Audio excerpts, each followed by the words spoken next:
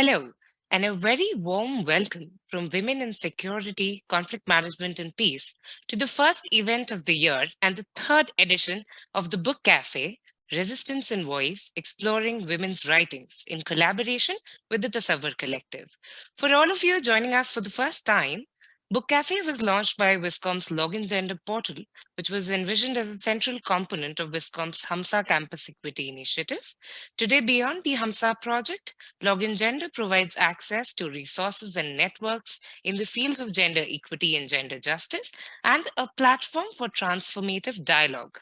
So, here, the Book Cafe is an online discussion series that brings together university students, early career researchers, and practitioners to share their ideas and insights. And of course, the Tasavvur Collective is a consortium of early career researchers working on the social, historical, and literal representations of South Asian Muslims.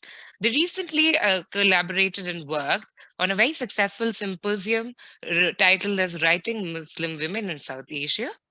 So and now for this episode of the Book Cafe, which has been, of course, titled as Resistance and Voice, we pick up a strand from a chosen text to facilitate dialogue and discussion. Now, this episode seeks refuge in the arms of fiction. And as Annie Arnaud, the Nobel Prize winner for literature, posed questions in Nobel Prize acceptance speech that how can one reflect about life without reflecting on writing? Without wondering whether writing reinforces or disrupts the accepted interiorized representations of beings and things. So, in this context, we believe we can see women's writings as radical acts of subversion. And in this sense, fiction also serves multiple purposes. So, fiction serves a critical purpose of documentation, of catharsis, as well as of political activism. And in that sense, it's also a form of writing against the archive. Now, the archive, which silences and appropriates the voices, the stories, the narratives, and the experiential realities of women as well as people who are often categorized as the other. So, in this sense, this episode will use the work of women who wielded their pens to rewrite their selves, their stories, their histories, and future. And that's the reason we've chosen Khadija Mastur's Aangan as the companion text for the discussion. Now, Khadija Mastur's Aangan was written in Urdu and was published in 1962. And it's one of the rare novels in South Asian literature which has been retranslated. So it was earlier translated as The Inner Courtyard in 2001. And it has been retranslated by the International Booker Prize winner for this year, Daisy Rockwell, in 2018. Some of the questions that are going to be foregrounded in this session would not just be limited to what I'm going to speak on, such as how did women navigate the field of fiction, how did they navigate spaces through their works, how did they rewrite the everyday, and how and why do women's quarters become spaces for political intrigue. And interestingly, just before the dialogue, Dr. Gopinath raised a very interesting question. Do we see these novels as just works of partition or just as a feminist novel? I mean, these questions are going to remain, and I'm not going to take much of your time by going on. Because we have a really interesting lineup of speakers with us today. So I'm going to request all of you to stay tuned till the end. So I'll also take the opportunity now to hand over to our moderator for the session, who's actually, we're really incredibly grateful to Dr. Maya Joshi, who's given us time out of her busy schedule. And just to introduce her in few lines would be Dr. Maya Joshi is Associate Professor of English Literature at Lady Shri Ram College. She currently teaches courses on women's writing, literary theory, and partition literature, and has engaged with women writers and with the works of women writers from the Indian subcontinent. Her publications include a critical edition of Mary Shelley's Frankenstein, a co-edited volume on Buddhist philosophy, and in 2017 to 18, she was also the Fulbright Nehru Visiting Scholar at the University of Pennsylvania, working on an intellectual biography of Rahul Sanskritayan. Now, before handing over to Dr. Maya Joshi, just a couple of housekeeping rules for all of us. I'm going to request all of you to keep your videos on so that we can all listen to each other. each other and to keep your audios on mute. There's going to be a separate segment called Reflections and Resonances, where we are going to invite all of you to share questions, your comments, your insights. And till then, I hope all of you feel very free. And to all the young minds out there, the space is for all of us. Please feel free to speak your hearts and minds out and to raise as many questions as possible.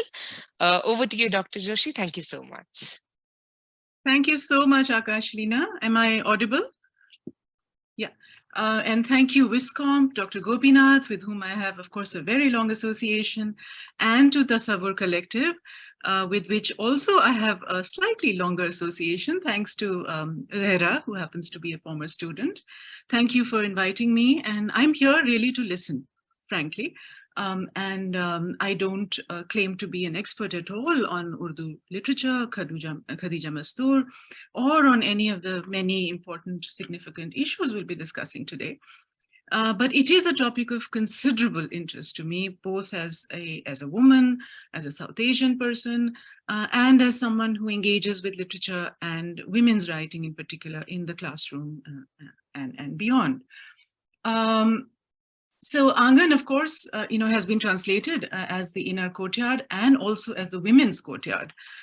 Daisy Rockwell's translation highlights the gender aspect of it, and it is a woman-centric novel in more ways than one. Spaces is a theme that it immediately draws attention to, the domestic versus the external, the national and the international, and of course the gendering of spaces. These are all themes that we're familiar with.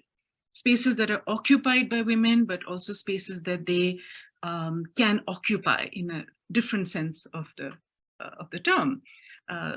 Spaces that are controlled by men, though occupied by women, as we'll see. Marriage, of course, is a very important topic around which the entire plot revolves. Marriage as oppressive, regimented, guided by caste, class, and even race concerns. Caste and class really operate as very important and significant markers. Dehumanization, orthodoxy, tradition, modernity, and how women negotiate this very complex web of power, essentially, as seen through the central protagonist called Alia. I'm sure we'll hear much more about it from the wonderful presentations that we have lined up today. The larger issues of power, repression, agency, religion, tradition, modernity, the nation state, the family as an institution, and within the context of a decolonial or an anti-colonial struggle, adds very complex dimensions to this entire conversation. The novel highlights it, through, for instance, contrasting the character of Najma and Alia. Najma, the English-obsessed daughter of the house, and Alia, the one who's an Urdu medium person, as it were, which also becomes a larger debate about colonization and decolonization. And of course, you have a civil war within the home, with the father and the son belonging to opposite camps, and women who are trying to survive in a world which is dominated by politics, which seems to be largely the domain of men. Now, when I think of a larger context within which you could frame this, and I think of the subcontinent, my mind goes back to the earliest Buddhist women writers, who were actually the Theris, the first Buddhist nuns, and their short autobiographical poems have now been translated, and they're available as Theri Gatha, in which they celebrate freedom from domesticity. And of course, then there's a very long line of internationally acclaimed and well-known thinkers, writers, activists. One thinks of Mary Wollstonecraft, one thinks of Pandita Ramabai, one thinks of Savitribai Phule, or Virginia Woolf, or Rashid Jahan, or an Ismat Chugtai. And very recently, a novel by Gitanjali Shri, also translated by Daisy Rockwell, which won the International Booker Prize just last year, which draws attention again to the question of boundaries and borders, and women as breakers of boundaries, women as she says daughters are like air, she says in one sentence, very, very poignant and powerful sentence, that, they sort of transcend boundaries. And it's about it's a very genre-defying novel and a stereotype-defying novel, which features an 80-year-old Indian widow who, after the death of her husband, withdraws into her shell, but then comes out of it and reinvents herself. And along with her very bohemian daughter and a transgender character, a very vibrant transgender character, crosses the boundary between India and Pakistan, goes back to Lahore, revisits her earlier haunts, and the novel enters into the terrain of what we might call partition literature there, which is also, of course, something that, we have a border crossing in Aangan as well, with characters moving to Lahore, but under very different circumstances, decades apart, right? Roughly 60 years apart. So with those very, very brief opening comments, and I would love to come back to this when my eminent colleagues and young scholars have presented, I'd like to introduce our first speaker, who is Dr. Meher Afshan Farooqi, who happens to be a friend I'm very proud to have. She's currently professor of Urdu and South Asian literature at the University of Virginia in the United States. Her research publications address complex issues of Urdu literary culture, particularly in the context of modernity. She's interested in bilingualism and how it impacts creativity. She's a well-known translator, anthologist, and columnist. Her publications include the most recent, very well-received Ghalib, A Wilderness at My Doorstep, a critical biography published by Penguin, Alan Lane in 2021, of which I own an autographed copy, I'm proud to say. The Post-Colonial Mind, Urdu Culture, Islam and Modernity in Muhammad Hassan Askari. This was published by the Oxford University Press in 2013. The Two-Sided Canvas, Perspectives on Ahmad Ali. It's an edited volume published again by OUP in 2013. Urdu Literary Culture, Vernacular Modernity in the Writing of Muhammad Hassan Askari, published by Palgrave Macmillan in 2012. The Oxford India Anthology of Modern Urdu Literature, published by OUP in 2008. So that's a very impressive oeuvre. Professor Farooqi also writes a featured column on Urdu literature of the past and present in The Dawn. She's also an Allahabadi, I should say. And we are very, very happy and proud to have her with us. So over to you, Dr. Farooqi, for your presentation.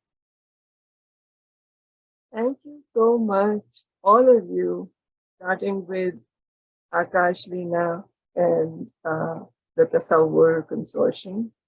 I am really, really grateful to Dr. Gopinath and to both the Fatimas, Fatima Zahra, Zahra Kazmi, and of course my dear Maya Joshi, for joining us today, and also for the warm introduction that she has given. I don't think I deserve so much praise or, the long list of my publications.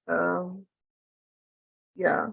Anyway, just to get to the point, I am really, really happy to be a part of this initiative, and I'm also excited to be the first speaker in the new year. Imagine, I mean, what a great honor for me. So let me just say a few things about what I'm going to talk today. I know that Aangan is a novel that has been translated into English not once but twice, and it has also been converted into a TV soap opera in Pakistan, and I'm sure some of you have seen it.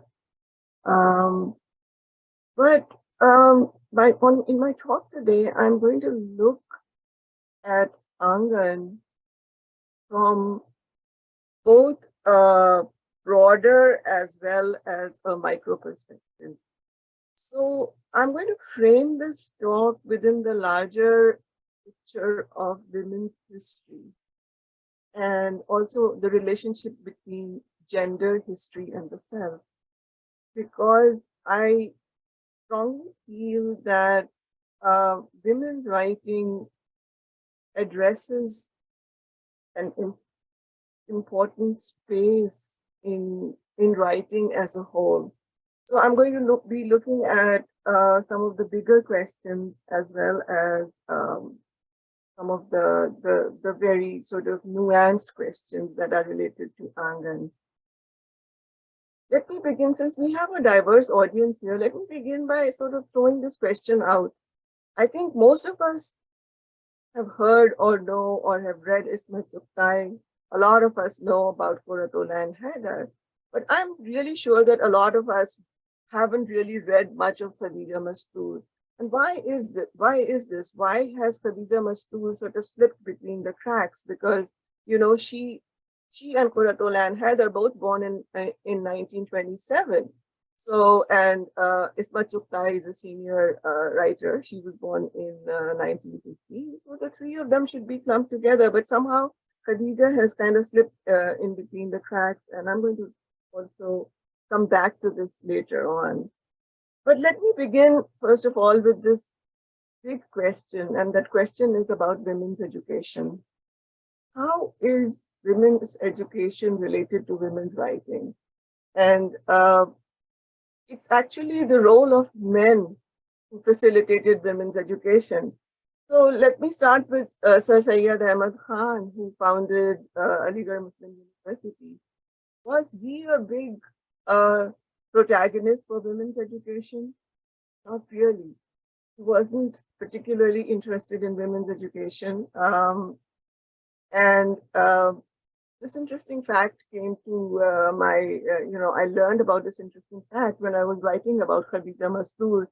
So there was Sayyid Mumtaz Ali, another important activist at that time, was a contemporary of Sayyid Ahmad Khan.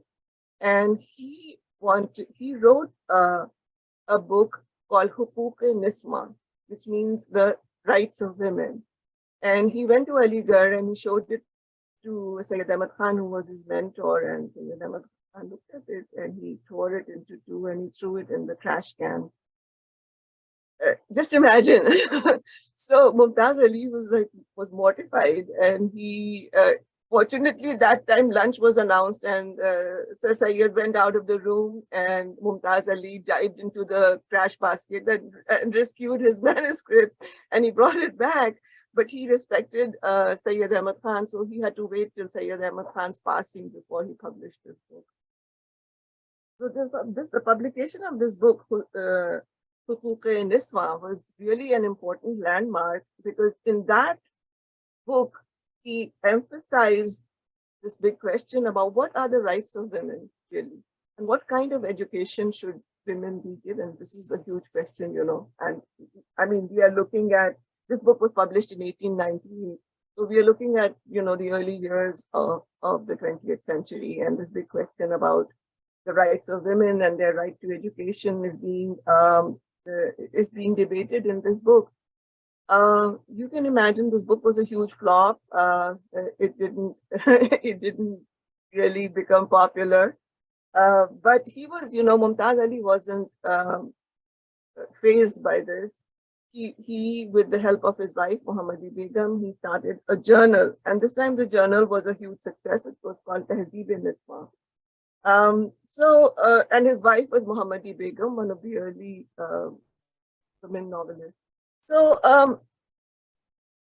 to just tell you a little bit about what exactly they had in mind when they thought about women's education, it was not it was actually, they were not focusing on a very narrow education, but they were thinking of a wider education. And there was debate about parda, about burqa, about all of these things in Huquq-e-Niswa.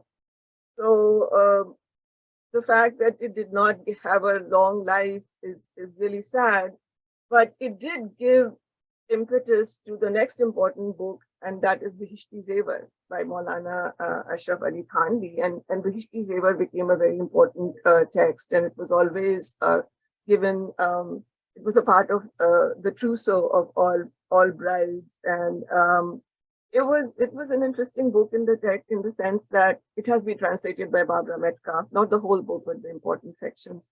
So what Maulana Thanvi did was he kind of projected this question about what is a feminine ideal?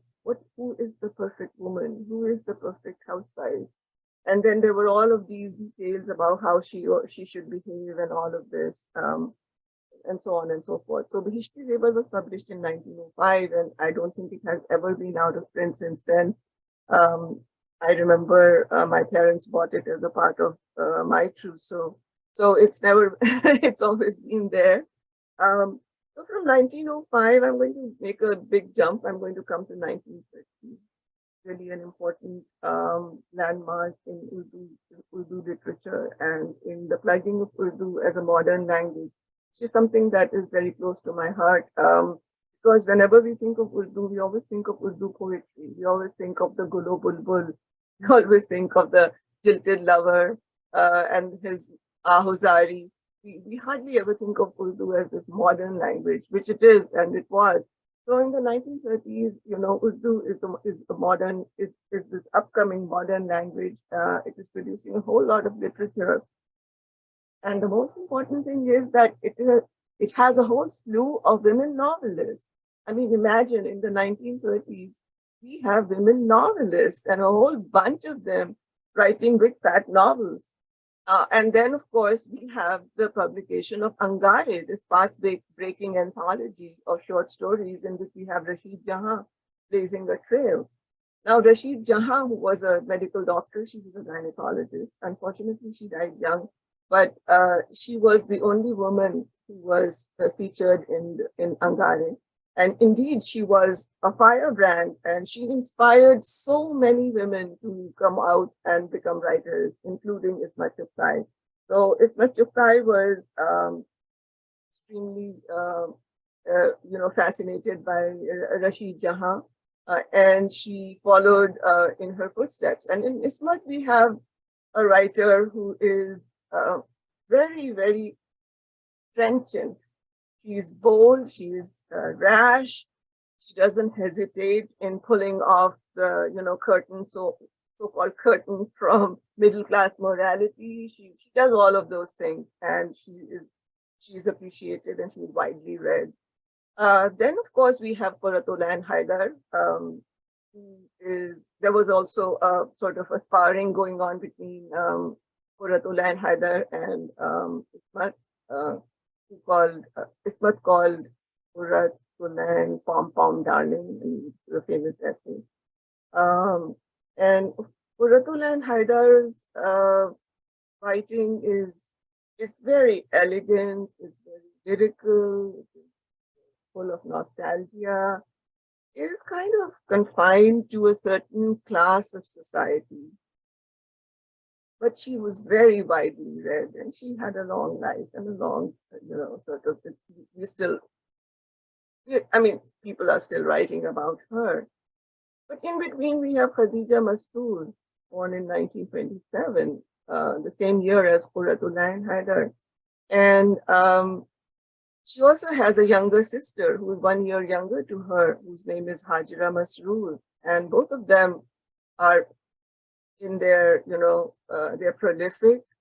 And I know them as the Bronte sisters of Urdu. But somehow Khadija's monumental writing, particularly the novel Aangan, did not get the kind of appreciation or the kind of acknowledgement that it deserved until it was translated into English. I came across, of course, I had read it in Urdu.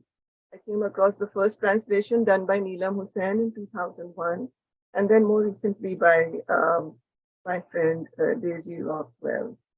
So I am interested in, as Akash Leena also mentioned, I'm interested in the convergences between women's history, their circumstances, and their selves, and how fiction becomes a release for women, how fiction becomes this space where they can conflate their selves with the larger feminine self. And this is one of the approaches that I see in Khadija Mastur. So just stepping back a little bit and talking about her personal life, she was one of a family of many. She has, 5 siblings, and they were living in a small town in close to Lucknow. Her father was a minor official, but he died young. And Khadija was only 7 years old at the time her father's death. And then the family fell on very, very straitened circumstances. They were, a young widow struggling with 5 children. So she remarried, and then they moved to Lucknow. Now their early lives are really not much is known or written about their early lives. We can just sort of conflate a little bit from what we know from the writings of Khadija Mastur, who wrote this amazing introduction to her sister's work. And in that, she talks a little bit about Khadija, how Khadija couldn't go to college because they didn't have the money. So she just had, her education was curtailed. How sharp-tongued she was, how proud she was of her long hair that she wore in 2 braids, and which looked a little bit awkward with a frock. And she was also very sharp-tongued, so she was called Khadija Qainchi, because she was always very, she used to talk 19 to dozen and all of that. She was also very empathetic with the poor, and would love to play with the children from those who were not living in bungalows but who were living in the servant quarters of the bungalows.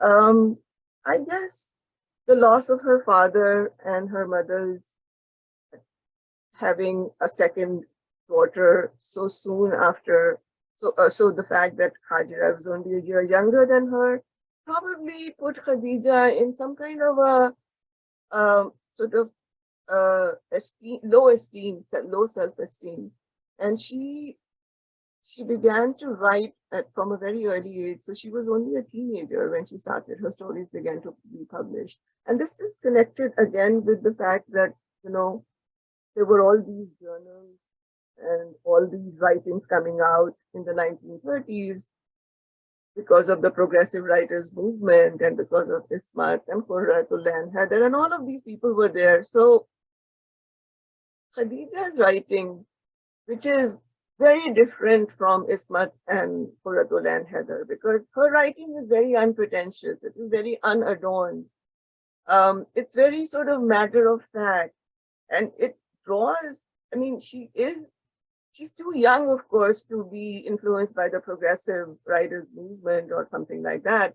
But her writing has so much empathy with what the movement is trying to do, that some of the important leaders of the progressive writers movement, like Akhtar Hussain Raipuri, who was the theorist literally of Marxism in Urdu, he acknowledges Khadija Mastur.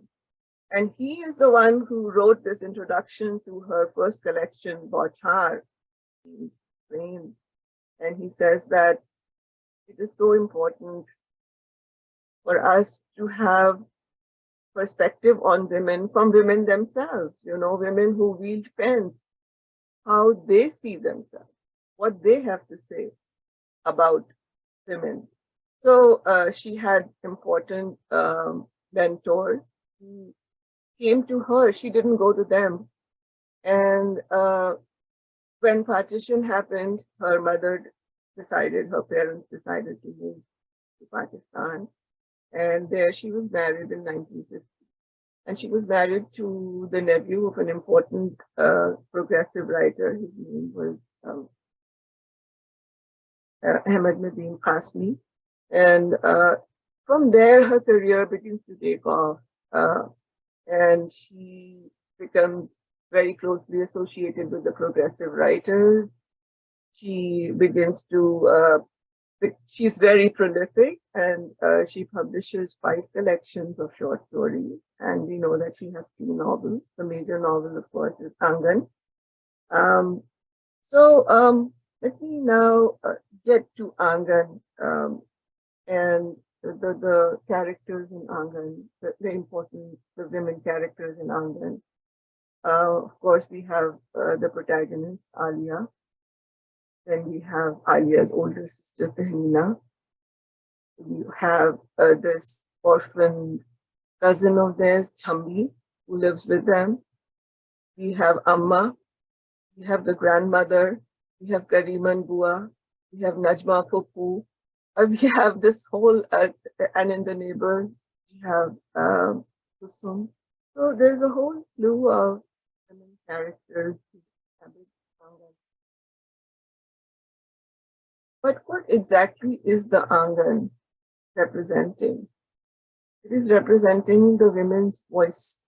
It's representing the voices of these women who are living in the Aangan, their conflicts. But it is also a microcosm of the world outside. It is the conflicts that are going on outside of the Aangan, which are very much connected to the Aangan through this amazing interactions that are happening through the voices of women in the Aangan. So while outside, Bade Chacha and Alia's father, they are both supporting the Congress party. But there are other people who are a part of the family who are supporting the Muslim League, including Chammi. The conflicts outside are, as I said, they are intertwined with the conflicts that are happening in the Aangan. And this is an amazing technique that Khadija Mastur has used in this novel. So while she doesn't go into the horrors of partition or the very the nitty-gritty of partition, she touches on partition through the dividing or through the division between the family, how the family is sundered, how part of the family remains in India while Alia and her mother moved to Lahore, and how Alia builds her life in Lahore um, in a completely new environment. And this is when we find Mastur's ideas about middle class women or women whose status has been diminished because of partition, what kind of a role they're going to play in the new nation. So Tahmina, who commits suicide early on in the novel, is a girl who lives, and thrives on romance. She loves Safdar, and her mother doesn't want her to marry Safdar. And also the important thing is that Tahmina doesn't want to pursue an education. Then we have Alia, who is keen to become self-reliant and who wants to study and who wants to have her voice heard. And then we have Chammi, who is uneducated but who's nonetheless very strident. So we have all these 3 models, plus we have Amma, who comes across as sort of this alternative to patriarchy. Amma is a woman, but she can challenge patriarchy. And this is something which is very interesting in Aangan. Alia becomes this woman, grows into this woman who hates romance, wants to be the breadwinner, and ultimately makes her mother dependent on her. So another strand in the novel, which I explore when I teach the novel my class, is the mother-daughter relationship in Aangan, which is very, very interesting. And the conflict with the mother is again interesting. And I'm wondering whether the conflict with the mother actually is a kind of a allegory for political conflicts which are happening outside in Aangan. So as I've tried to show or sort of share some of my thoughts here with you, that there are so many layers to this novel.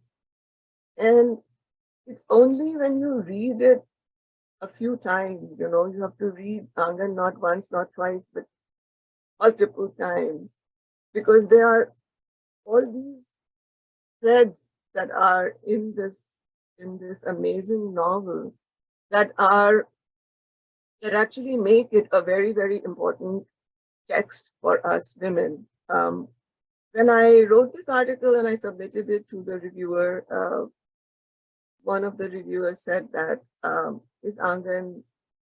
Aangan be called domestic fiction? So I had to go and read a lot about domestic fiction and Armstrong and all of that. But I wouldn't call Aangan really domestic fiction. Aangan is a text that is embedded in the politics, the socio-politics of the time. And that's what Dr. Gopinath mentioned at the beginning of this interesting session that we're having today. Aangan is a text that is embedded in the socio-political milieu. But it doesn't do, it's not a strident text in that, in the way it, Ismat does it. It's not nostalgic in the way Qurratullain Haider does it. But it's quintessentially Khadija Mastur. And if you read more of her short stories, you'll find all of these heroines that are scattered in her stories. These women who become the breadwinners, after the demise of their fathers. So this wonderful, wonderful, empowering role that women have of stepping into the shoes of their father, that's a great achievement, accomplishment of Khadija Mastur, I would say, in her story. And the other thing that she pursues is the mother conflict, the conflict that the protagonist has with the mother in many of her short stories, because she kind of tells us how among siblings, there's a brother and a sister, and arrangements are being made for the sister's wedding, and then the brother falls ill, and all the attention is diverted to the brother. The sister's marriage falls through, the marriage plans are abandoned, the trousseau is sold to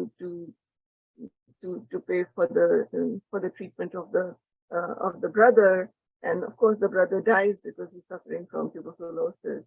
And then for the next 5-6 years, the parents are just mourning his death, ignoring the pain of the daughter. And, ultimately the daughter raises her voice and says, I am alive, look at me. I am alive, look at me. So these are, she says it. I wish she had said it so stridently as I am saying, but her style is different.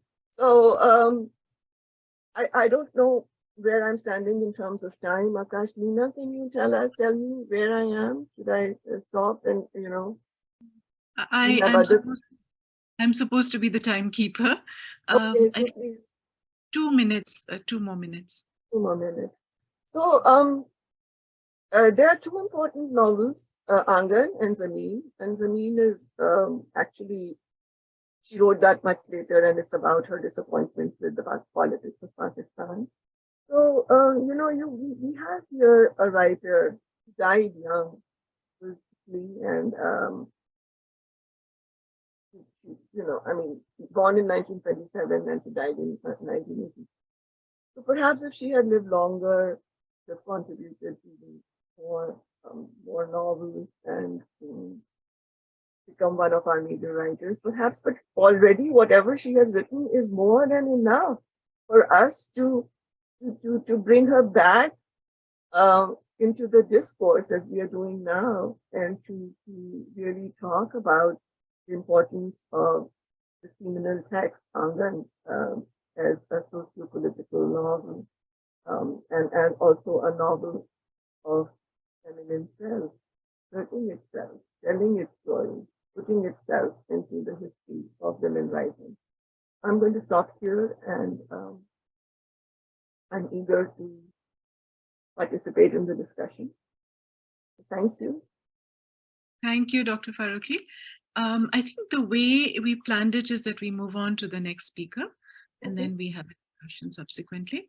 But thank you for outlining so well the major issues, and for raising this very interesting question of genre. Is it domestic fiction or not?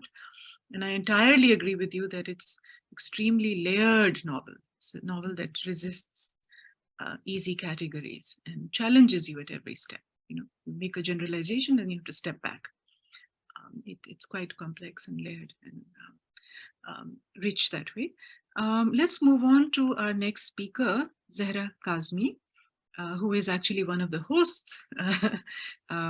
Zahra is a PhD student at the School of English, the University of St. Andrews in the UK. She is the recipient of the School of English PhD scholarship and works as an assistant warden at the David Russell Apartments. She did her BA honors. You can summarize that. That's a very long one. That was on my university page. So yeah. It's a great pleasure to read the CV of my former student. So I'm not going to deny I completely agree with you. So she did her BA honors in English from Lady Shri Ram College for Women at Delhi University, an MPhil in English Studies, Criticism and Culture at the University of Cambridge. She's the co-founder of the Tasavvur Collective, which is hosting this event, co-hosting this event, a consortium of early career researchers interested in the social, historical, and literary representation of South Asian Muslims. For her doctoral thesis, she's studying historical memory and nostalgia in South Asian Muslim writing in the context of sectarian violence and cultural disintegration in contemporary India. Her project examines the works of South Asian Muslim writers like Qurratullain Haider, Ahmad Ali, Intizar Hussain, Khadija Mastur, Zeenat Fateh Ali, and Shamsur Rahman Farooqi, and Atia Hussain.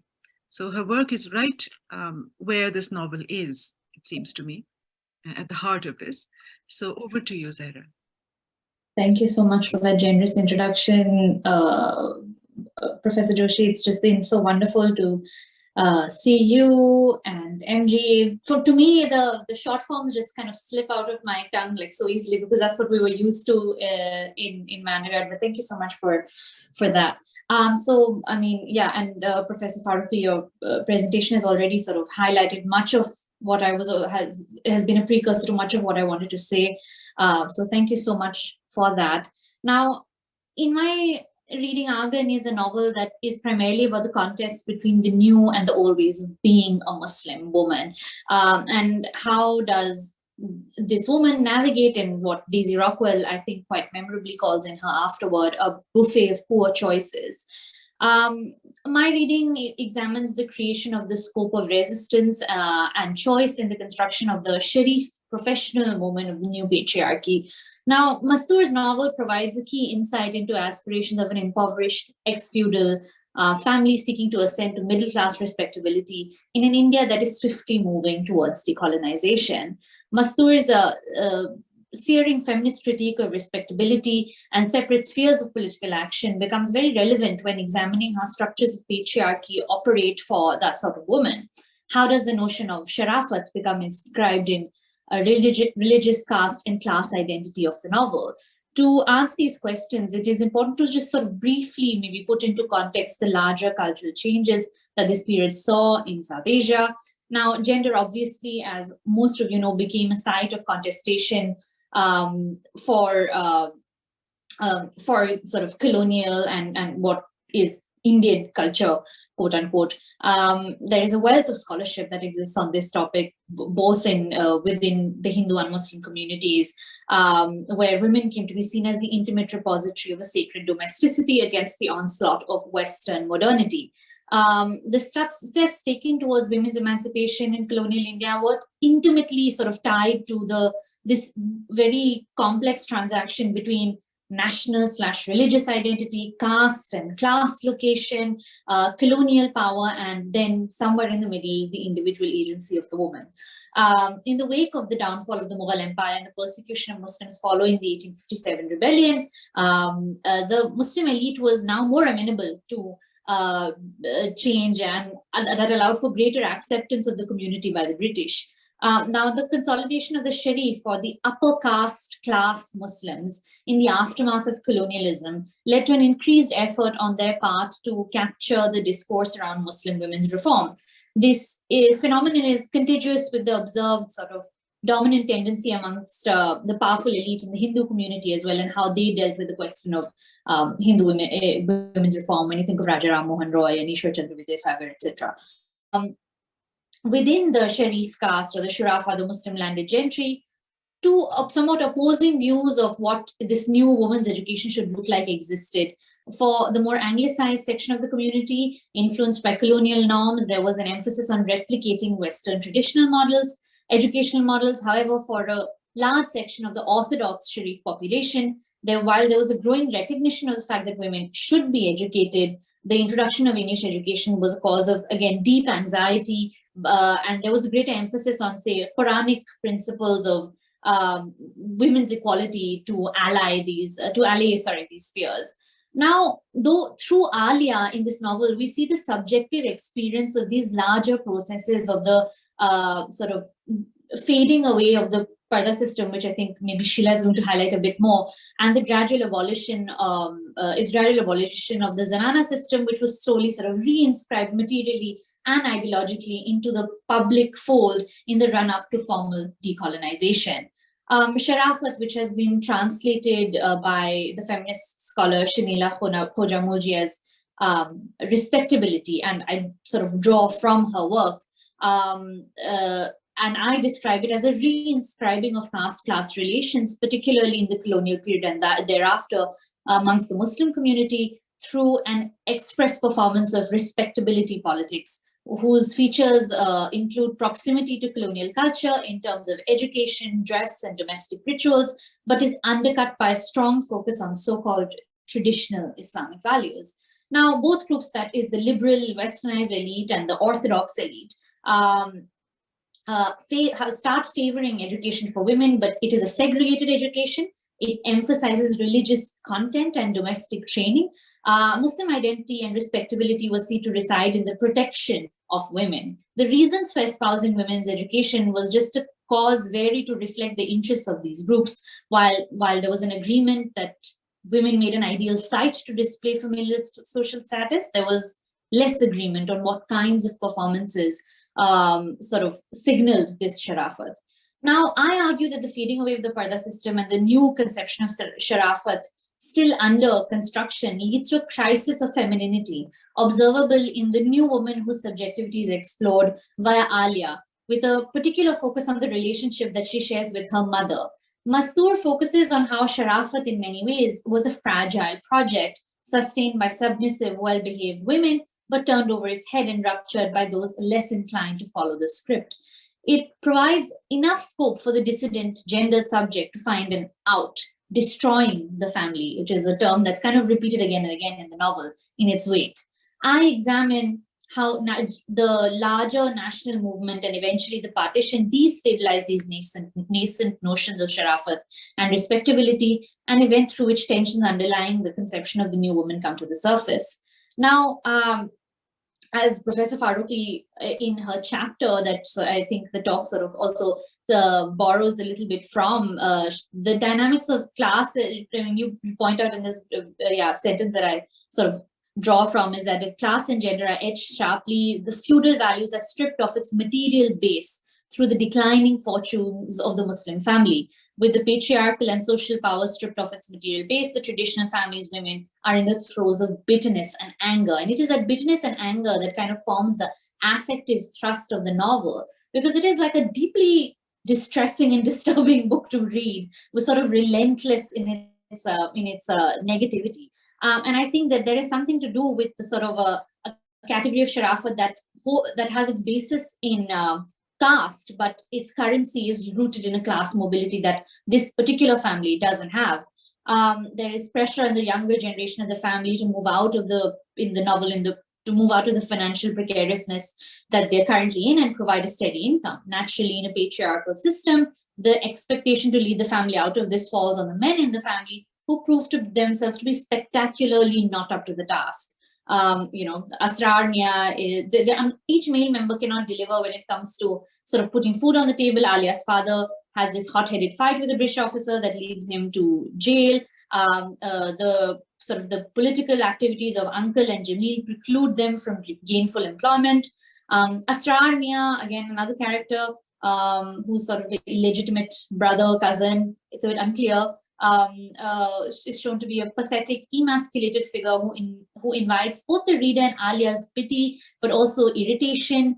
There are accusations against him of embezzling money from uncle's shops, and eventually he does run away. Shakil, again, is the younger brother of Jamil, and he bears no sense of responsibility towards the family, runs away. Eventually, when in the latter half of the novel, Alia finds him in Pakistan and provides him shelter, he steals her money and runs away again.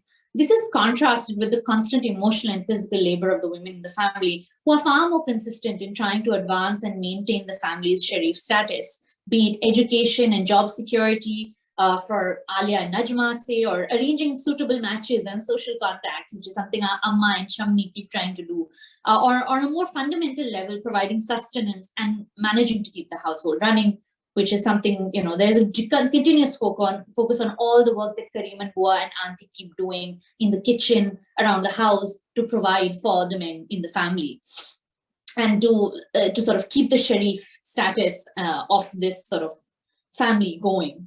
While there is frustration from the men for not being able to do their part, there is no acknowledgement of the gendered labor of the women by them. There is, again, this is the bitterness that I sort of indicated earlier is, referred to earlier, indicates the inherent instability of that Sharafat as a phenomenon produces for this kind of family. Now, there is anxiety amongst male characters regarding the women in the novel and any expression of political, professional, or sexual willfulness. Jamil's romantic advances, initially sort of articulated through this melodramatic, almost Petrarchan longing modeling of himself as the hurt Ashif, quickly transform into something more violent and malicious when met with rejection on Alia's part. Even benevolent patriarchs like Uncle, who in Alia's eyes can hardly do wrong, is shown to be constantly sparring with Chammi with an aggression that he does not reserve for Jamil, even though both are supporters of the Muslim League. No conversation about women in this book can be complete without examining the complicated figure of Amma, who can only be described, and excuse me for sounding a bit like this Gen Z millennial hybrid zillennial that I am. It's like toxic, which is this discourse that constantly sort of used in a lot of sort of self-help and well-being language that we hear today. The relationship with the daughter is fraught with tension, judgment, and Alia, despite her passivity and ambiguity towards maybe other members of the household, makes it clear that she has absolutely no respect and very little love, if any, for her mother. Alia's negativity and vocal displeasure for everything around her in life is Amma's negativity is contrasted almost by Alia's somewhat frustrating blindness to what are apparent problems and in her, in her family members, very, very clear ones in their behavior and in their morality. Amma, whose desire for restoration to the upper echelons of society is one she imagines is only possible through traditionally patriarchal routes of social mobility, through her brother, husband, or potential suitor for Alia. But that is actually met through by the professional new woman of modern India, who is Alia. Although she follows her brother Mamu to Lahore, he shunts him into an abandoned Hindu home there. Alia, with her steady income as a teacher, brings in income and chooses to reject marriage. But it is unclear how much of that decision is made based on the fear of losing this independence at the hands of the patriarchal institution of marriage, and how much is based on her self-sabotaging sense of duty to her unsympathetic mother, the only family member who she actually cares about who's still near her. A buffet of poor choices indeed, but at least an assertion of choice. Is Alia's feminist resistance, as articulated in the latter section of the novel, truly able to disrupt Sharafat, the narrative of Sharafat that she's fundamentally molded by? As she volunteers to help the refugee women of Walton Camp, many of whom victims of the mass sexual violence that occurred in 1947, can these women escape the burdens of and codes of honor that after their arduous journey to so-called independence and safety? I would argue, along with modern historians and even Mastur, that the answer is no. And she kind of highlights that more explicitly in the thematic sequel to Aangan Zameen, or The Promised Land, as has been recently translated again by Daisy Rockwell. But as the feminist subject must, despite the difficulties, continue to search for possibilities of escape and resistance, which I think is sort of the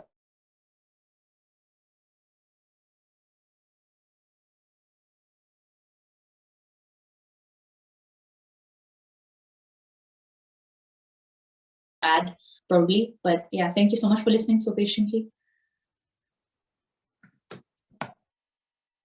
Thank you, Zahra.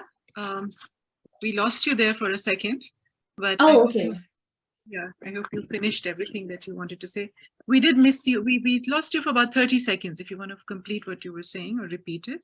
Oh, so, I was basically saying that, there are, she volunteers to help the refugee women in Walton Camp, but many of them are victims of mass sexual violence that occurred in 1947. Can these women escape the burden of honor and respectability when they escape to so-called freedom and independence in Pakistan, or safety? I believe that Mastur would have said no, and we kind of see that in The Promised Land, which is the sequel, Zameen, which is sort of the thematic sequel to Aangan. But she would, hopefully through Aangan, agree that the feminist subject must, despite the difficulties of the entire process, continue to search for possibilities of escape and resistance, even if there are no clear good choices ahead and they're poor choices. But it is in that process of seeking for choices that her agency is exerted, is exercised. So that was probably the note that I was trying to end on. Thank you. Thank you. So yeah, that comes out very clearly even at the end of Aangan, Alia refusing marriage. And I did not quite so much as, anyway, we'll come back to it. I wasn't entirely in agreement with your reading of that, or at least my impression was different. Let's move on to the next young scholar with us, Sheila Lipi Shahana, another PhD candidate in English Literature, School of Literatures, Language and Culture, University of Edinburgh. Her doctoral thesis looks at architectural spaces, private and public, that Muslim women occupied in the 20th century in India, and their impact on the realization of identities. She's working on writers part of and influenced by the Progressive Writers Association, such as Ismat Chughtai, Atia Hussain, Khadija Mastur, etc.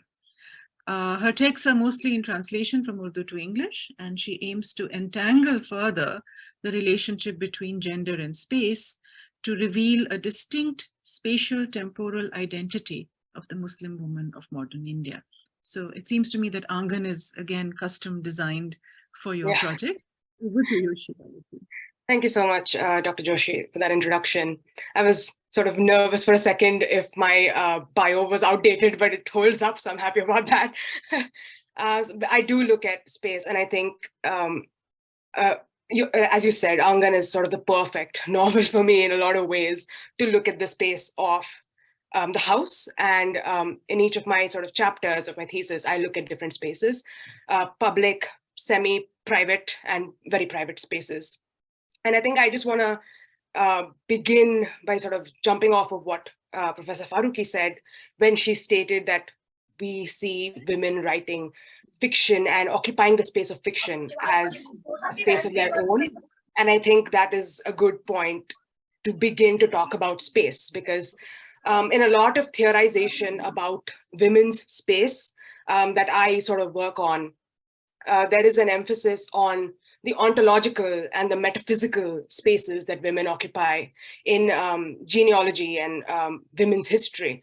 But in my sort of thesis, I materialize it further. I look at physical spaces, the spaces of architecture, the space of the house, the space of the Aangan, the courtyard, and I sort of bring it down to in a lot of ways the four walls that women inhabit, and how their ontological existence within those spaces are influenced by those spaces, by the walls, by the lack of walls, by the architecture, by the structure of windows and doors and curtains. So that's sort of my work. And I think Aangan in a lot of ways exemplifies the liminality of, again, going back to what Zahra said, the sort of gradual fading of the parda system and what partition did as a sort of juncture, and sort of catapulting women into this new identity, and the impact of that on their memory, on nostalgia, on their remembrance of a pre-partition homeland and the post-partition existence within new homes. So I sort of juxtapose these two sort of temporalities through the space of the house and the specific houses that these women inhabit, which is a very specific kind of house. It's the haveli, right? It's the precursor to the modern home, but a lot of the intricacies and peculiarities are done away with in the modern time. And these houses with these Aangans in the centralized space of the house with the roofless structure, Anthony King calls them the introverted courtyard house because they are the center, and in a lot of ways, you're looking inwards into that space. It is the locus of activity in a lot of ways, even though colonial and sort of neoliberal even scholarship reads that space as in a lot of ways static, but we of course, through reading these novels, the works by women like Chugtai and Mastur and Atia Hussain, see that it was anything but. It was dynamic, but there was a specificity to the activities that were conducted in those spaces, and they have often been called energy-filled silences, because it's almost hidden. It's hidden intentionally. Whatever is hidden from the public view is, in a lot of ways, asserted, and only what wants to be portrayed and caught by the public is sort of presented. So, just going off of that, I would like to first talk about the structure itself of this house. So the structure of the roofless courtyard in the center of the house consecrates a limited freedom of movement and mobility. While women cannot physically go outside unless accompanied and veiled, although we see that shifting, they still have access to the world outside through the rooftop terraces and windows that function as a conduit through which girls and women can see, hear, and smell the external sensory environment. The open top arrangement grants women access to the natural elements like wind, rain, sunlight from inside the home. The open yet enclosed women's space grants restrictive mobility. The sky above and the earth below complete the natural cycle and add to the sense of freedom of movement. Women are made to feel as though they are outside through the illusion created by the roofless structure through which they can peer at the endlessness of the sky while they themselves are confined. So in reading this furious space of the Aangan as, in a lot of ways, open and enclosed at the same time, it highlights being on the threshold of this liminality between the public and the private in a lot of ways. Because while women themselves are bound by the structure of this Zinana space, they are able to, again, as Professor Farooqi said, it is a microcosm of the world outside. So they are able to, through grapevines, through the street vendors shouting news of the day, through news that comes from sellers, through their interactions with men like Jamil and Uncle and Abba, they are very much caught up on the on the tide of the time, and it is through. It almost seeps through the cracks and the crevices of this structure, which we are to believe is very imposing and very rigid, but actually has opportunities to transgress. And these opportunities are created by the women.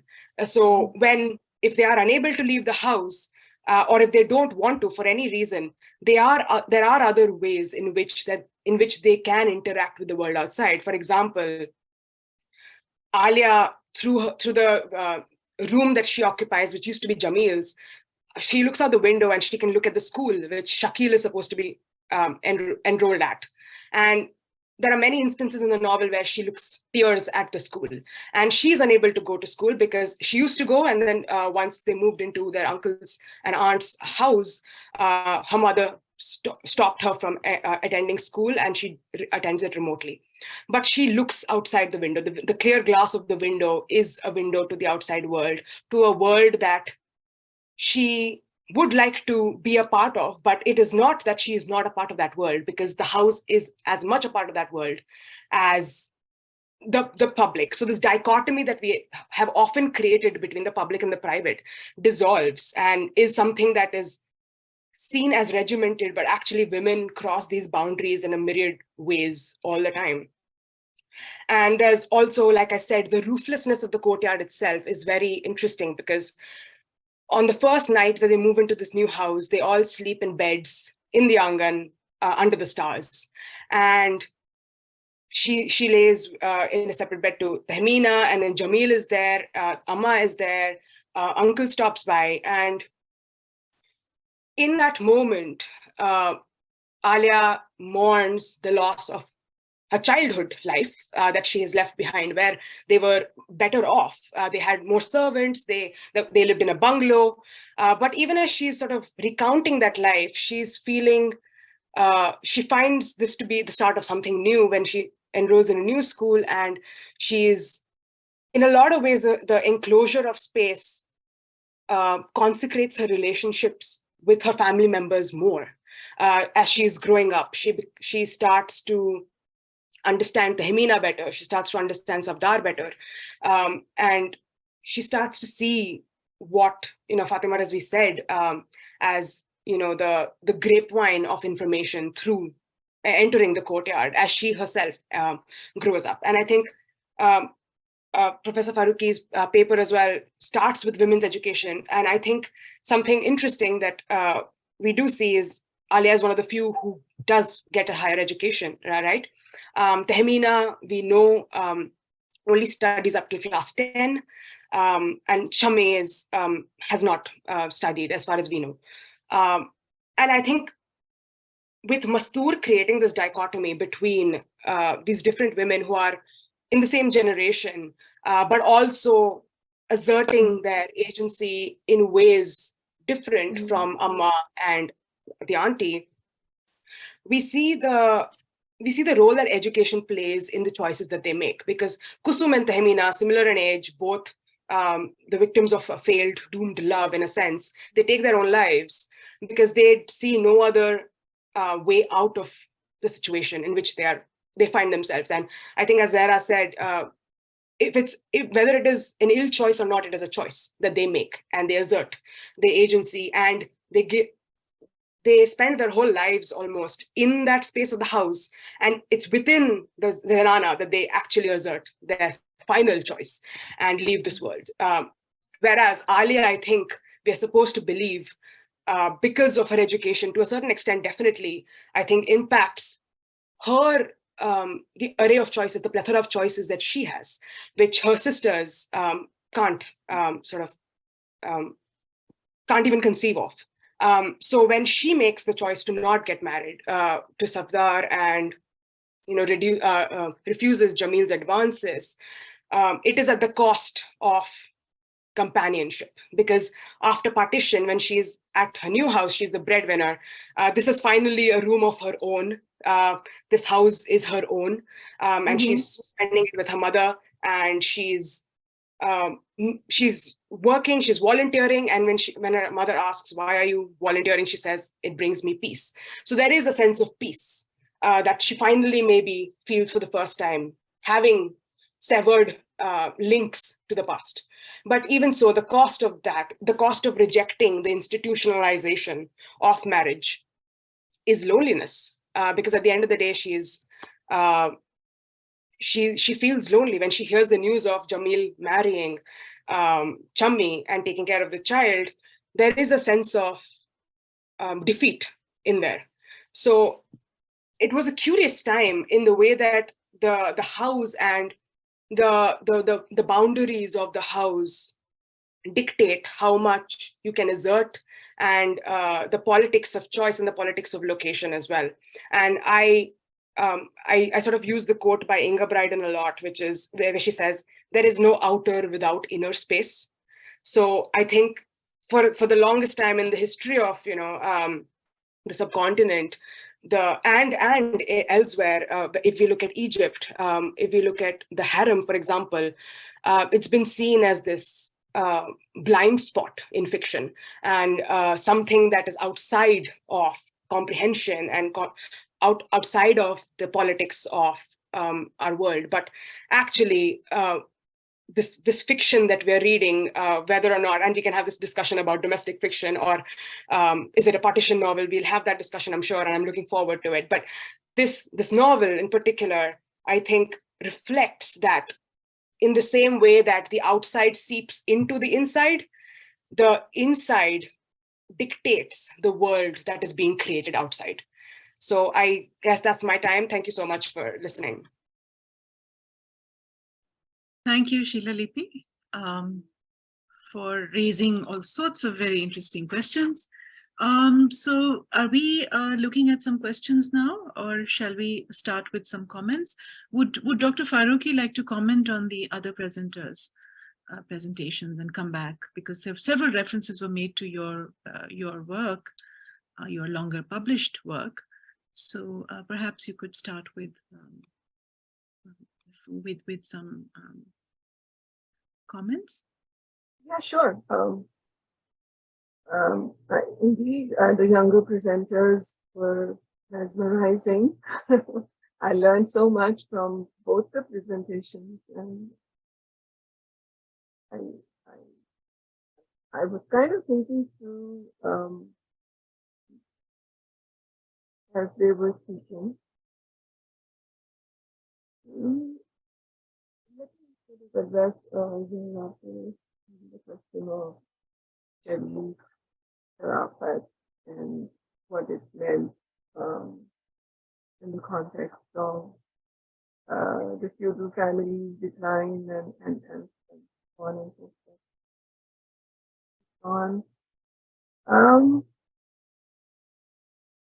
I somehow disagree with you a little bit here,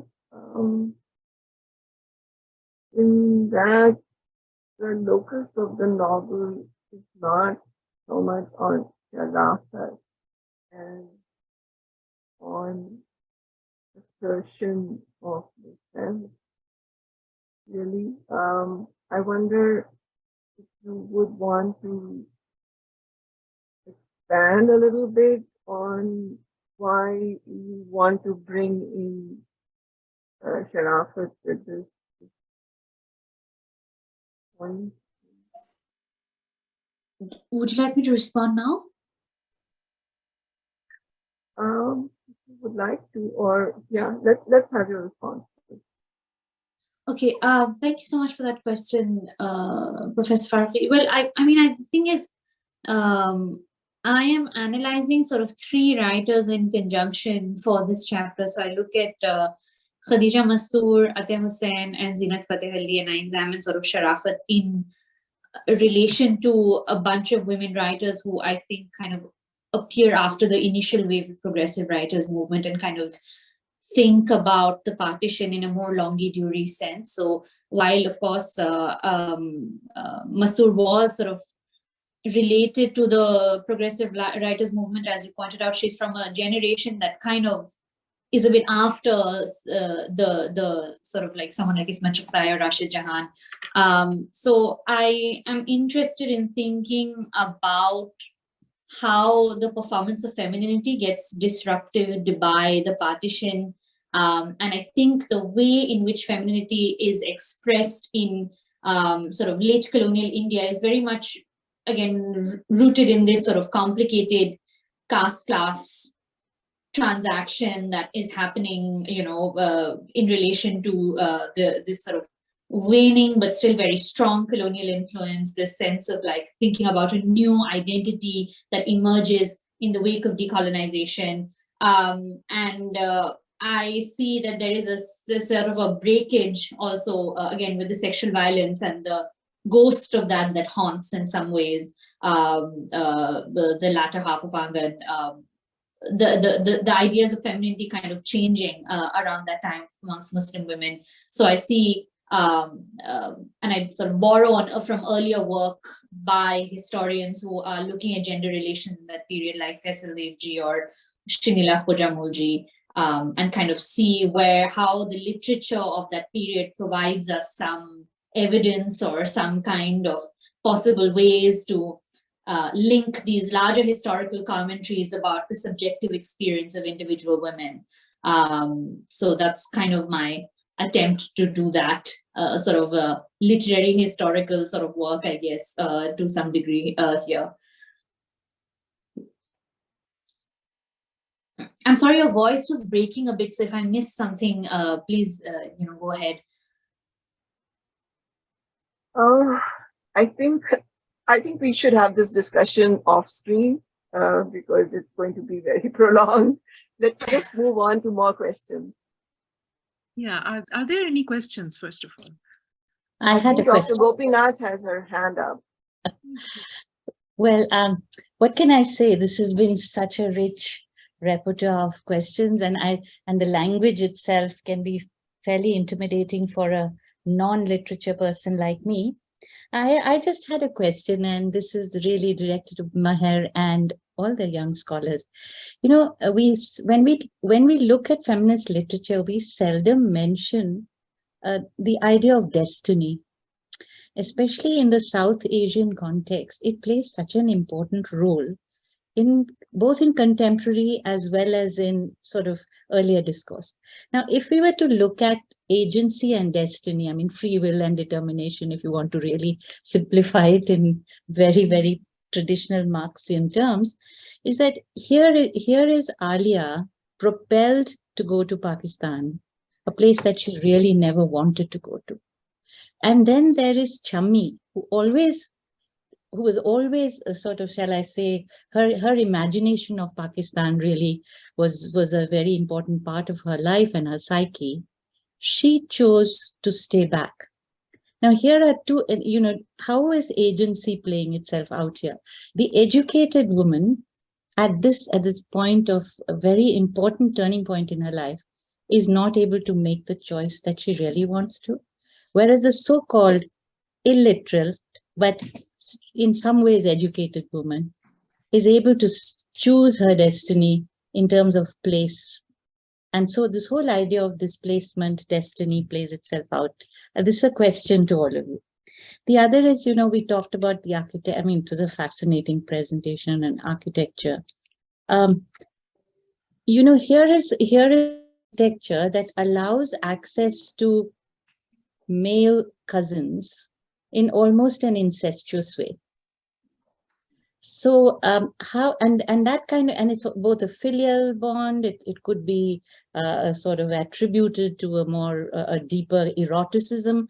I don't know. We seldom speak of eroticism when we look at this particular novel, but there is an underpinning of that, I find, throughout the novel, which perhaps we need to address. And spaces as both sacred spaces, erotic spaces, spaces to assert will or whatever, sexuality, if you will. This seems to me interesting. The other was this whole, of course, the men are all losers. And when a particular man tries to be street smart, in a moment, he's rejected. It's almost like this is the most important decision, but it's made so quickly, almost viscerally by Alia. The building up of Safdar in her imagination, and the rejection, which was so almost like a guillotine. And that sort of left you wondering. And that's where I agree with Maya that I would like us to play that out, that moment of reckoning, that sudden aha moment for her. You don't get a sense of it till almost the very end.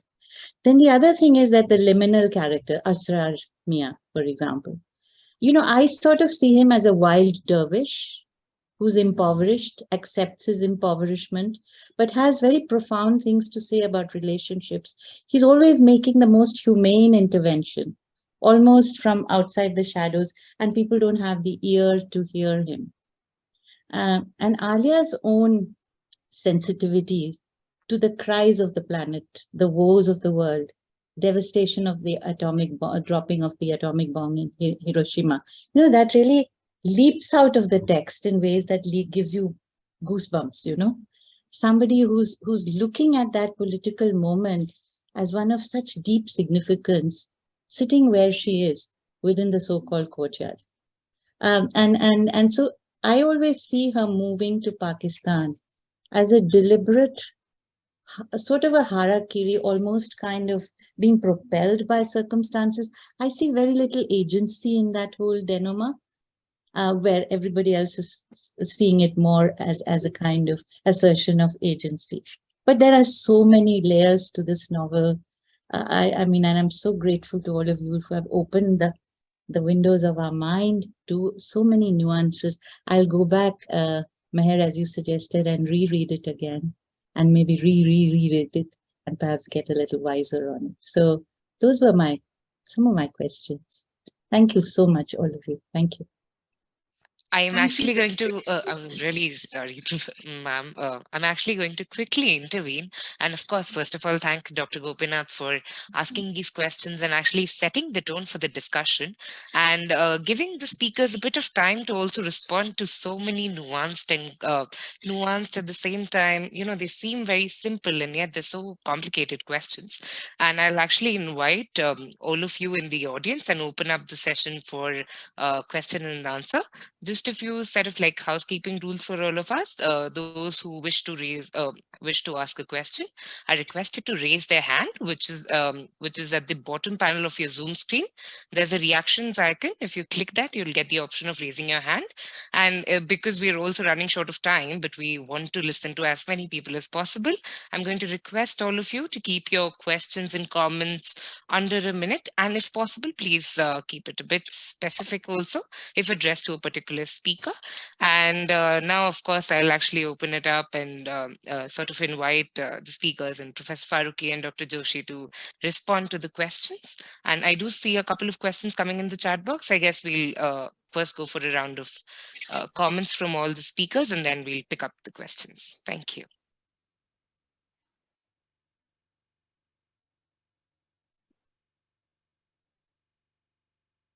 So would to go first? Yeah.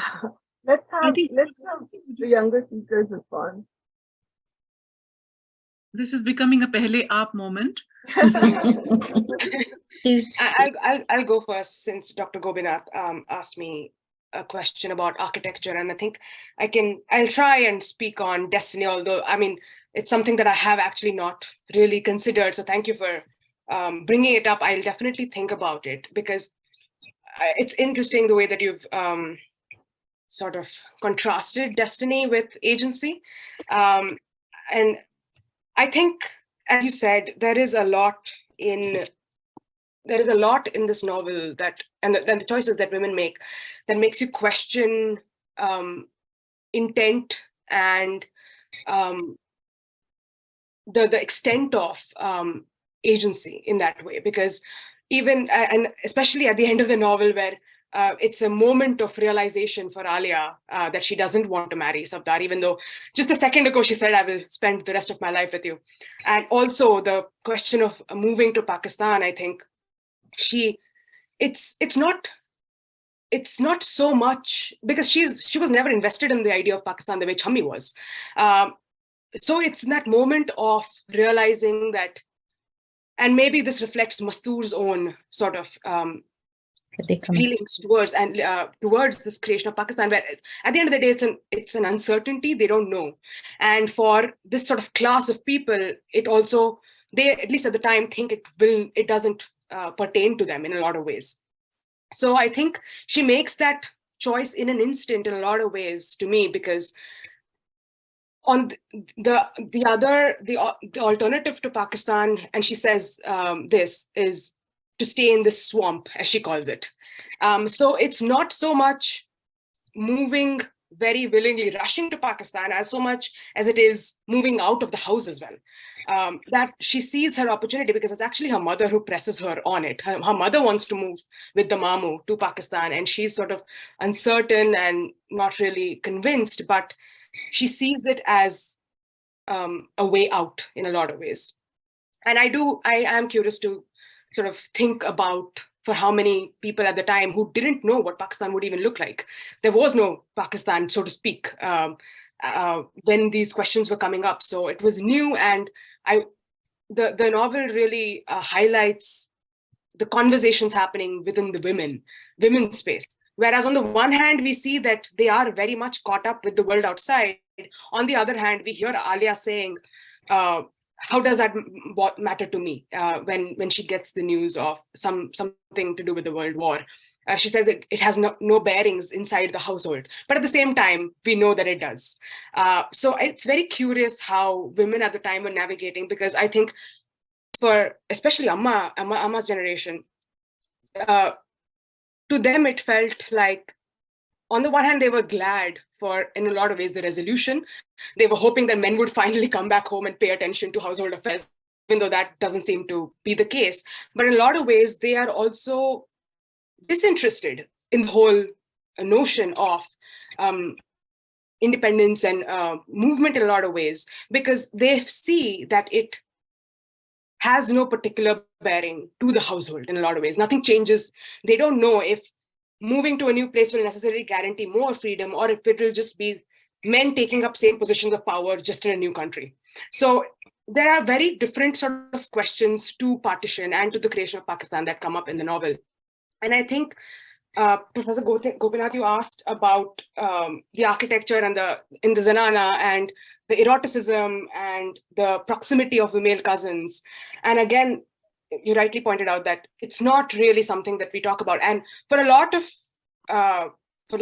scholarship through about the harem and the Zanana throughout the world, I think there was this misconception that men weren't allowed, but it's actually not as gender segregated as perhaps a lot of people initially thought. It's more to do with kinship relations and the way that who qualifies as close family and a stranger in a lot of ways. And Asrar Mia, being a family member because of his low status and being poor and illegitimate, isn't able to, Alia isn't able to go to Asrar Mia. She has to provide food through the curtain. So I think we really need to think through, and also the violence, because a lot of people think because it's a gender segregated space, women are necessarily safe there, but actually Alia is in a lot of ways is assaulted in the privacy of a bedroom. So it brings up a lot of questions about the sanctity and the sacredness of the space. I'll just stop there. I have to jump in here because I was very strongly reminded of Garam Hawa, the film, when reading quite a bit of this novel, especially the home and the space and the relationship with the cousin. And of course, the suicide and eroticism, of course. But very quickly, the ending of the novel, the rejection of Savdar, to my mind, has everything to do with Alia's idealism. The vocation, the moment he realizes that he's only interested in making money. That's when she says no. When she's considering the doctor, she says he's a good man, but a man who makes money out of treating people who are hard up, right? Not a very noble vocation. It seems to me that she's very invested in that. Or is she caught up with the image of her father and uncle, where she's invested in people who are material losers, but who shine for other reasons? She's still caught up in that very in some senses, a patriarchal definition of valor, courage, idealism, and so on. Sorry, I'll leave Alice here. Sorry to jump in. Yeah, because she's also critical of her father's neglect. So it's a very complex relationship with the father and the uncle as well, because she's aware of the fact that they're neglecting the home. But yes, there is respect for them. There isn't respect for Jamil in quite the same way, although he's also in the home. So it's a very, very, very interesting and layered, sort of engagement with that question of, I do see her as very invested in the family as an idealized family as a unit, a family reinvented as a space of equality and mutual respect. Because you see her lamenting, and wanting, wishing everyone to be together and doing the right thing. And of course, she reaches out to all the marginal people in the family, and very strong sense of compassion there. So it seems to me that the Safdar's, the sort of agreement, she agrees to marry Safdar almost out of compassion and pity, and because he's been the loser, as it were. But the moment he appears to be a go-getter, must not. She can't imagine life with him.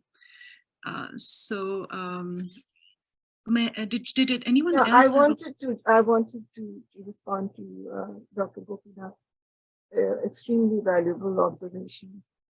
First of all, to just jump in where the novel ends, just to remind everyone that Safdar was the man that her sister loved, Amina, and Amina and Safdar were meant for each other.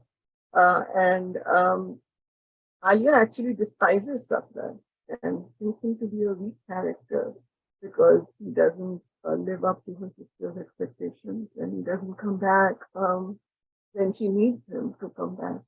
So that is all in the background.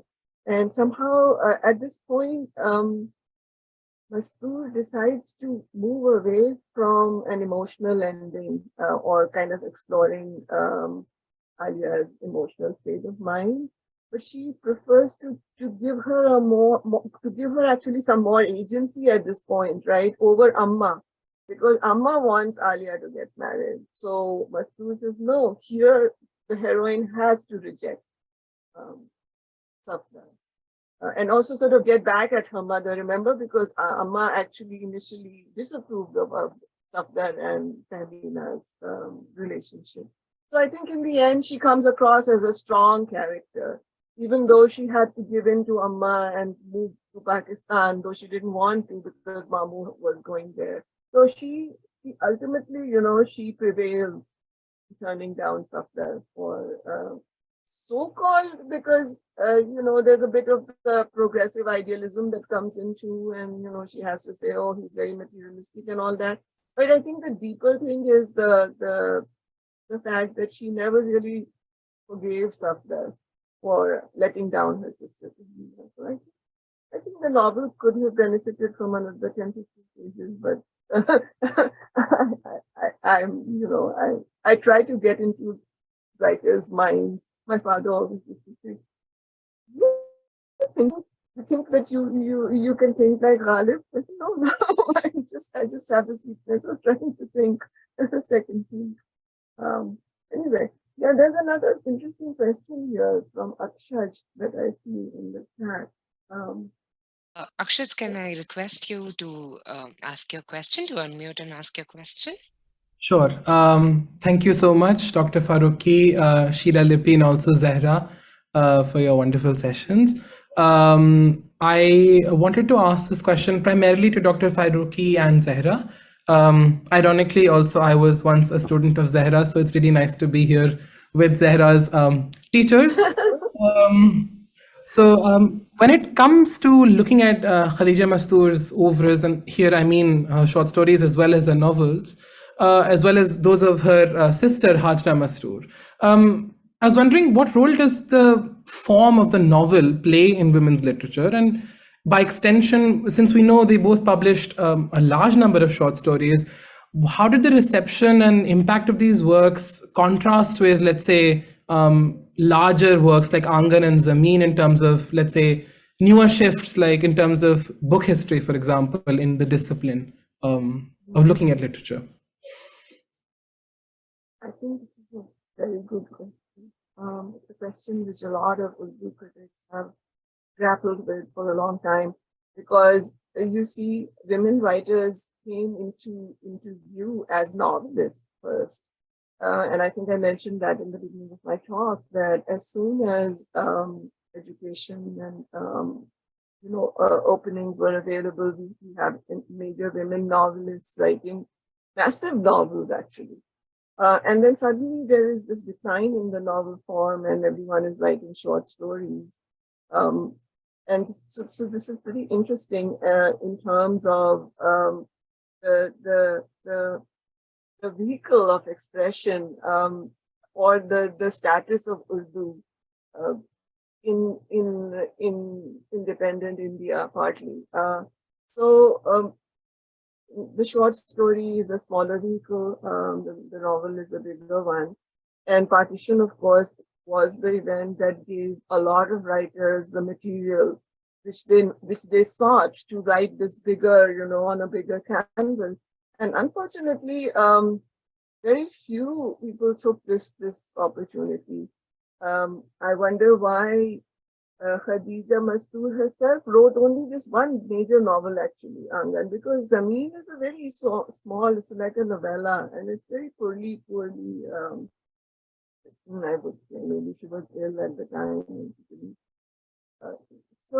This is that we really need to, all of us, put our heads together and try to find answers to why this happened. But the good news is that bigger novels are now coming back into both Hindi and Urdu, and we have now a whole slew of writers coming back. So this is really something to deliberate on, what the ups and downs in the literary sort of trajectory of our writers. And in that regard, Mustan, Rek Samadhi is an important novel here that we need to, keep in mind. It's a big novel. It engages with partition and other things. So the evolution of the novel in Indian literature, and particularly in the North Indian languages, is that we all need to. Maybe it needs a whole panel, a whole seminar. So thank you for this question.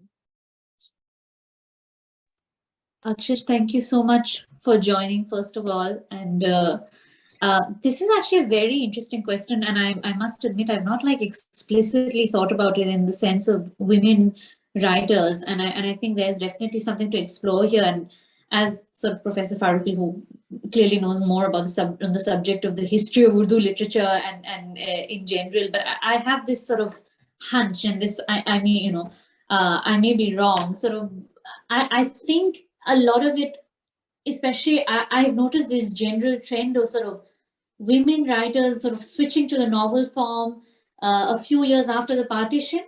So you see Zinat Fateh Ali's Zahra come out, you see Atia Hussein's Sunlight on a Broken Column. These, and I have a feeling that possibly for the woman writer, whereas with in colonial India, the short story worked as a punchy form, especially in the larger over of the progressive writers movement, to sort of talk about particular political issues, feminist concerns, and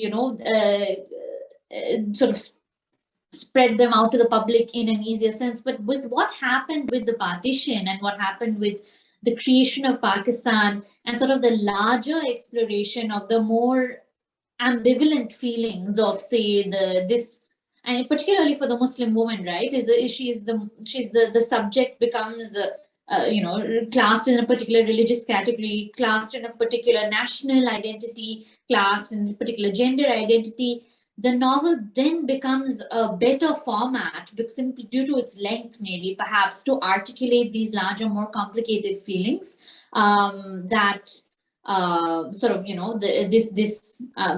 this subject, this agent, this writer, whatever word you want to use, hopes to explore. And I think that maybe that has something to do with that. I'm not 100% sure, but there is this sense that I get. But I will definitely think more about this question and try and see if there's more work done on this. But yeah, thanks so much for that question. Actually, lovely to see you again.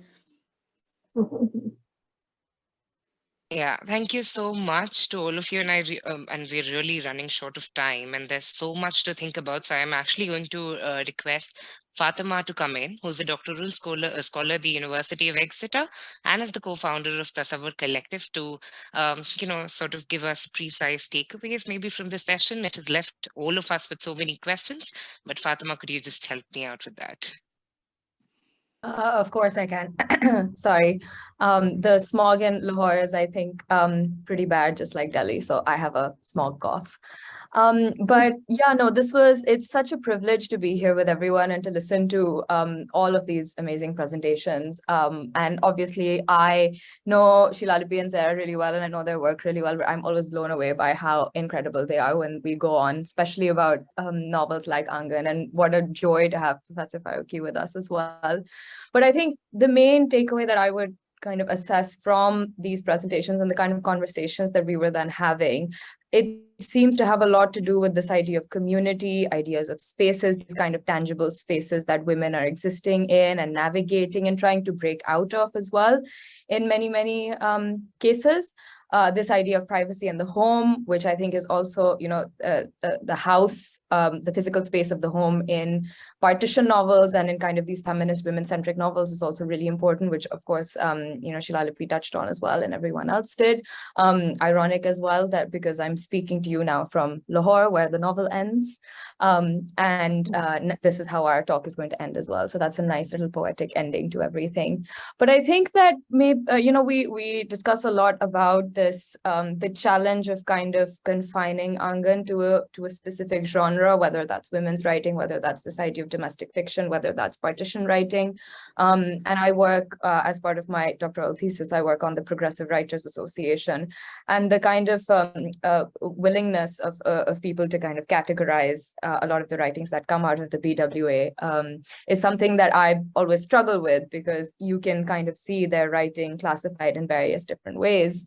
Aangan is very much, I think, something that Dr. Joshi talked about, where she said, you have so many things going on in this plot, just like we had so many things going on in this discussion as well. This idea of marriage and the patriarchy, partition, women's lives, dehumanization, modernity. You link that in really interesting ways to the Urdu novel and this idea of form that everyone was just talking about.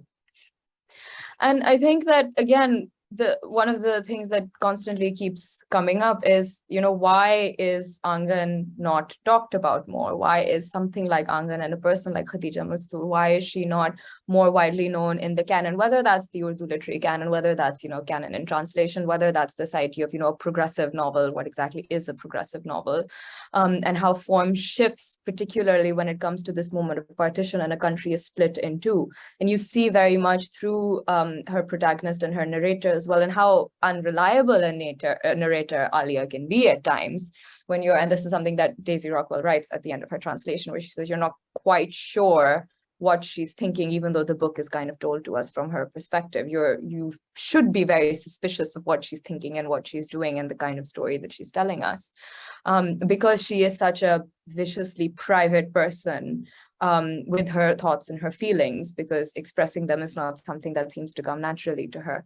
So I think that's one of the things that when we talk about categorizing the novel, it gets very difficult to categorize a novel when the narrator itself is someone who is so difficult to kind of narrow down. When consistently, when we brought in our readings of the novel, we've had, kind of people come in and say, no, I read it in such a different way. And I agree, I think, with Dr. Gopinath that maybe we all need to go back and reread it like 10 times and figure out exactly where we stand. And even if we don't, that's fine as well. But yeah, really interesting talks about this idea of Sharafat as well, the space of the Aangan, the really interesting idea of, windows being this kind of barrier where you can kind of see everything, but not physically able to access it, and how the Aangan as a space works there as well. The title of the novel as well, the fact that it's titled Aangan, but at the end of the novel, she leaves that space. So it's not, and at the beginning of the novel, she's not in that Aangan space when she's living with her father before he leaves and she moves to her chacha's house. So I know we're very short on time, so I'm not going to go on too much, but I think those are just some key things that as I was kind of typing this live while everyone was talking, these were kind of the things that kept coming up. And this is kind of, I think in summary, we just, and I think I speak for Sheila and Zahra as well, and I say we'd really like to thank Wiscom for giving us this opportunity, because this is why we kind of all co-founded the Tasavvur Collective, primarily because all three of us were at very different universities kind of scattered all over the UK. And we really missed this kind of community where you could have a conversation with someone about a novel like Aangan, for example, and not have to kind of explain in such excruciating detail the background that goes into it, because everyone has that understanding of it. So I think, that's just where I'd like to end. And thank you so much. Thank you so much. Interestingly, it actually reminds me that Daisy Rockwell calls it the first formal feminist experiment. So, the question which Dr. Gopinath raised in the beginning, whether it's a partition novel or feminist novel, I don't think we really have an answer to that. And even women's writing on the feminine, do we really classify them as necessarily feminist? I think that's also a question I still don't have an answer to, but I'm not going to ask as many more questions as those are in my mind. And I would like to thank all of you for joining us. A special thanks to Professor Farooqi for taking time out of her busy schedule and for, elaborating so many details and so many nuances that we wouldn't have known just by reading the novel. Very big thanks to Dr. Maya Joshi for definitely moderating the discussion. A special thanks to the Tasavvur Collective, Zahra, Sheila, Lipi, Fatima. Thank you so much. Your presentations were brilliant. And of course, thank you for the support. And a special thanks to, of course, to the Wiscomp. If you are a team without whom this wouldn't have been possible, Dr. Gopinath for always encouraging us to push the boundaries, to keep on asking these questions. And I'm confident that all of you are left with so many more questions. Seema ma'am, without whom the conceptualization of this entire, the entire discussion wouldn't have been possible. Shilpi, Shabdita, Diksha, Anukriti, and Jamyang for the tech support. Thank you so much. And we have exceeded way beyond our time limit, but I hope you do join us for the next edition. Thank you so much. And I hope you have a great day and a great week ahead. Thank you. Thank you again. Thank you, so much. Akashina. Thanks, Akashina, for all the Thank you, everyone. And we just wanted to share that hopefully the next discussion will be on Rashid Jahan. We think that, yes, Rakshanda might be the main presenter. It'll be lovely to have all of you.